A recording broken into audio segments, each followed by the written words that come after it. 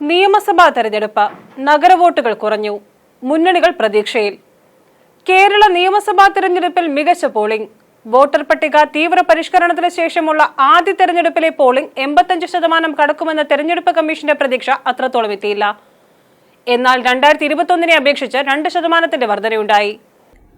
Voting നില ഉയർന്നതിന് പല ഘടകങ്ങളിൽ ഒന്നുമാത്രമായാണ് SIR-നെ തിരഞ്ഞെടുപ്പ് വിശകലന വിദഗ്ധർ കാണുന്നത്. SIR-ലൂടെ പട്ടികയിൽ നിന്നും മരിച്ചവരെയും ഇരട്ട വോട്ടുള്ളവരെയും എന്യൂമറേഷൻ ഫോം പൂരിപ്പിച്ചു നൽകാത്തവരെയും ഒക്കെ ഒഴിവാക്കിയുള്ള ശുദ്ധീകരണമാണ് നടന്നത്. വ്യാഴാഴ്ച രാവിലെ ബൂത്തുകളിലേക്ക് വോട്ടർമാർ ഒഴുകിയെത്തിയത് ആദ്യ മണിക്കൂറുകളിൽ വോട്ടിംഗ് നില കുതിച്ചുയർന്നുകൊണ്ടിരുന്നതും തുടക്കത്തിൽ പ്രതീക്ഷ നൽകിയിരുന്നു. എന്നാൽ മിക്ക ജില്ലകളിലും ഉച്ചയ്ക്ക് ശേഷമുള്ള ഒഴുക്ക് സാധാരണ നിലയിലായിരുന്നു. കഴിഞ്ഞ തവണ കുറഞ്ഞ പോളിംഗ് രേഖപ്പെടുത്തിയ പത്തനംതിട്ടയിൽ പോലും ഉച്ചയോടെ 51.89%-ലെത്തിയിരുന്നു. ഈ നില തുടർന്നാൽ പോളിംഗ് ശതമാനം 90-ലെത്തുമെന്ന് മുഖ്യ തിരഞ്ഞെടുപ്പ് ഓഫീസർ രത്തൻ കേൽക്കർ മാധ്യമങ്ങളോട് പറഞ്ഞതാണ്.